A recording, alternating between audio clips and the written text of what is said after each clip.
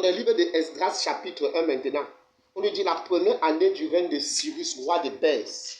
La première année du règne de Cyrus, roi de Perse, afin que s'accomplisse la parole de l'Éternel prononcée par la bouche de Jérémie. Et il fit faire de vive voix, et même par écrit, la proclamation que voici tout son royaume. Voici ce que dit Cyrus, roi de Perse. L'Éternel, le Dieu du ciel, m'a donné tous les royaumes de la terre, et m'a désigné pour lui construire un temple à Jérusalem en Juda, qui parmi vous fait partie de son peuple, que son Dieu soit avec lui et qu'il monte à Jérusalem en Juda pour reconstruire la maison de l'Éternel, le Dieu d'Israël. C'est lui le Dieu qui réside à Jérusalem. Partout où il est installé, le reste du peuple de l'Éternel, les habitants, à l'endroit où ils donneront de l'argent, de l'or, du matériel, du bétail, avec des offrandes volontaires pour la maison de Dieu à Jérusalem. Tu vois, c'est sous Esdras maintenant, l'édit du roi Cyrus va sortir qu'ils doivent rentrer, rebâtir le temple de Jérusalem. D'où maintenant, c'est une prophétie du Seigneur qui doit s'accomplir. Ça, c'est sur Cyrus. Maintenant, Néhémie aussi, vivant dans la même époque, mais dans l'autre royaume maintenant. Néhémie maintenant est sous ses 16 premiers. Tu vois un peu. On dit ici que Néhémie chapitre 1, durant le mois de Kislev, la 20e année du règne d'Artaxerxès premier. D'Artaxerxès. Alors que je me trouvais à Suse, la capitale. Parce que, rappelle-toi, le royaume des Chaldéens est dit, le royaume des Chaldéens est tombé. Maintenant, c'est les Perses et les Mèdes qui sont là. Maintenant, ici, on dit Suse. Suse était la capitale du royaume des Perses. Anani, l'un de mes frères, est arrivé avec quelques hommes de Juda. Et je les interrogeais au sujet des chefs rescapés de la déportation et au sujet de Jérusalem. Ils m'ont répondu, les rescapés de la déportation se retrouvent là, dans la province, au comble du malheur et du déshonneur. La muraille de Jérusalem est pleine de brèches et ses portes ont été réduites en sang. À cette nouvelle, je me suis assis, je pleurais et j'ai porté le deuil durant des jours. En jeûnant et en priant devant le Dieu du ciel, j'ai dit, Éternel Dieu des cieux, Dieu égal et redoutable, toi qui conserves ton alliance avec bonté. Donc lui, il a étant sous le service du roi, c'est ce qu'il ne savait pas ce que Cyrus avait déjà déclaré là-bas. Tu vois un peu. Donc il était affligé. Il ne savait pas que Cyrus avait déjà déclaré un édit pour aller arranger, pour rebâtir la ville. Et c'est comme ça maintenant que pendant que Esdras va venir aussi avec le projet, Néhémie aussi sera touché avec le projet. Tu vois, c'est quelque chose que aujourd'hui on est en train de dénoncer les pratiques des pasteurs. C'est comme quoi? C'est que le Seigneur est en train de préparer son peuple pour son retour.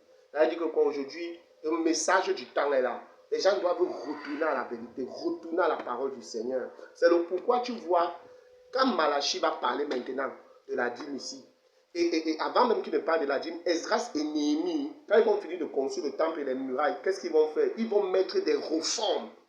Ils vont établir des réformes pour rentrer à la Torah.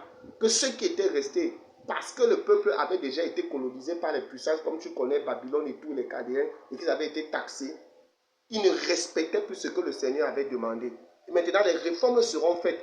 Et Malachie aussi, maintenant, l'Esprit va le Seigneur pour qu'il vienne prophétiser que une autre chose, une parenthèse même, pendant que le temple sera construit, les ennemis vont s'élever, qui seront même du peuple. Les ennemis qui seront du peuple contre la vision de rebâtir le temple que le Seigneur avait. Ça dit que quoi? C'est la même chose aujourd'hui pendant que le Seigneur touche les cœurs de ses enfants, à ce que ses enfants rentrent à la vérité de la parole.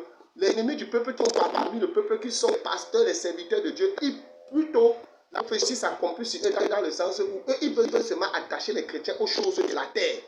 Ils ne les attachent pas à l'évangile qui les prépare pour le ciel. Ils les attachent seulement à l'évangile qui les prépare sur les choses de la terre, à comment dominer sur la terre, à comment régner sur la terre, à comment s'attacher aux choses de la terre, au lieu qu'il les prêche l'évangile qui va leur permettre de se préparer pour la venue du Seigneur. Tu vois, c'est terrible, c'est le paradoxe. Ça veut dire que ça s'est toujours accompli au fil des âges. Maintenant, ici, on parle de quelque chose qui est important. C'est quoi? Néhémie, maintenant, il commence son ouvrage au 5e siècle de 446, de 432, 421. Tu vois un peu. Et de 446 à 445, il est quoi? Il est gouverneur de Juda pour engager les travaux. Tu vois maintenant, non?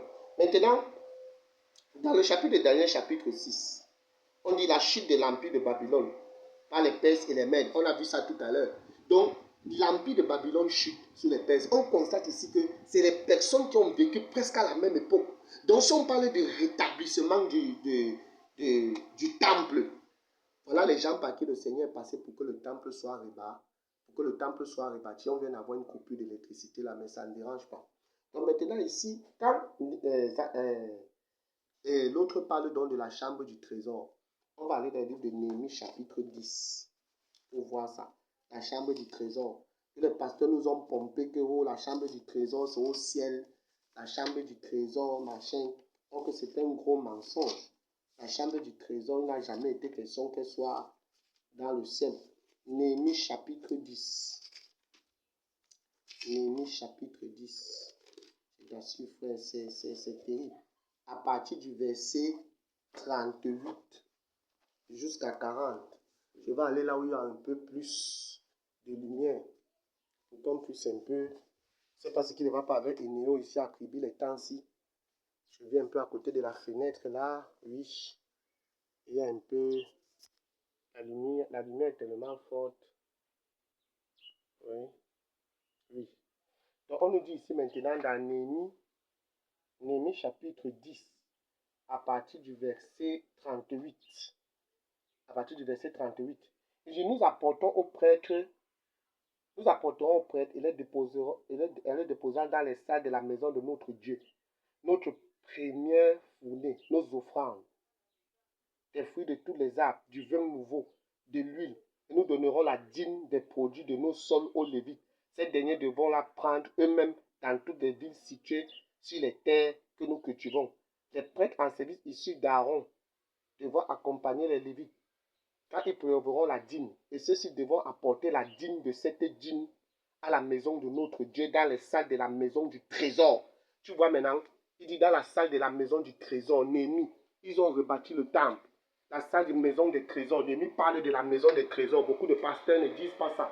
Beaucoup de chrétiens ne savent pas que quand on parle de la maison du trésor ici, c'est dans le temple de Jérusalem. On parle de la maison du trésor ici. Maintenant, il y a quelque chose. Quand Malachie parle de la maison du trésor, la dîme qui est là, ça n'a rien à voir avec le peuple. Donc certains pasteurs parlent même d'apporter la dîme dans la maison du trésor au peuple. On ne devait même pas parler de ça au peuple. La dîme de la maison du trésor, c'était quelle dîme? C'était ça qu'on appelait la dîme de la dîme. C'était celle que les Lévites, parce que quand tu lis ici dans les noms, on dit que les Lévites devaient la prélever eux-mêmes, parce que tout sacrificateur était Lévite, mais tout Lévite n'était pas sacrificateur. Et ils devaient maintenant apporter la dîme de la dîme qui, la troisième année, quand le peuple leur donnait ça, ils apportaient ça dans la maison du trésor pour fonctionner, pour vivre avec cela et faire certains sacrifices aussi avec cela. Ce qui était réservé aux sacrificateurs eux-mêmes et à certains Lévites. Donc quand Malachie dit apporter dans la maison du trésor toutes les dîmes, il s'adresse aux sacrificateurs et aux Lévites, disant que vous avez volé ce qui était donné pour la maison du trésor, pour aller offrir à d'autres dieux. Vous avez volé ça. Tu vois, donc si aujourd'hui, il faut parler encore de ça, même comme ce n'est plus d'actualité, c'est au pasteur qu'on s'adresse. Ce n'est pas au peuple qu'on s'adresse. Quand on parle de la dîme, c'est celle que les pasteurs géraient, les lévites géraient, les sacrificateurs géraient donc à cette époque-là, frère. Tu vois comment la vérité a été changée en mensonge. Tu vois comment la vérité a été changée en mensonge, c'est terrible. Donc ça parlait de la dîme. C'est écrit. Ça parlait de la dîme, celle qu'on devait donner après chaque 3 ans. La dîme de la dîme qu'on devait donner après chaque 3 ans. Pas celle qu'on devait donner chaque année. Il était dit selon Deutéronome chapitre 14. Et aujourd'hui, dans la grâce, ce n'est plus d'actualité. Parce que chacun maintenant doit donner d'une manière libre et humble de cœur. Comme le Seigneur a mis dans son cœur, selon même les dits que Cyrus avait fait sur Esdras, que chacun doit mettre à part les dons volontaires pour donner. Et si c'est ce qu'on dit aux chrétiens aujourd'hui, ce n'est pas ce qu'on les prêche. On les presse, on les escroque comme pas possible. Ce n'est pas ça qu'on les dit. Donc, Malachie parle de la dîme, celle qui était gérée par les sacrificateurs et les lévites. Il ne parle pas de la dîme de la personne. Parce qu'il y avait la dîme de la personne, la dîme des lévites, des pauvres, des veuves et des orphelins, 4 sortes de dîmes. Mais il y avait la dîme que les lévites, les sacrificateurs prélevaient chaque 3 ans, dans laquelle il y avait pour les orphelins, pour les veuves et pour les étrangers.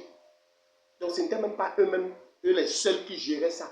Il y avait aussi une partie pour les orphelins. Il y avait aussi une partie pour les étrangers. Il y avait aussi une partie pour les pauvres, pour les veuves. Est-ce que quand on donne même la dîme à ces pasteurs-là, ils pensent aux veuves, aux orphelins, aux pauvres? Non, c'est leur héritage eux-mêmes. C'est leur enrichissement eux-mêmes. S'il faut contribuer même, s'il faut donner quelque chose aux pauvres, les pasteurs vous disent encore de contribuer pour eux. Alors que normalement, voilà comment sous la loi c'était réparti. Et nous ne sommes plus sous la loi. Quand Jésus est mort à la croix, il a dit tout est accompli. Il a accompli la loi cérémonielle à la croix en tant que l'agneau de Dieu qui venait ôter les péchés du monde.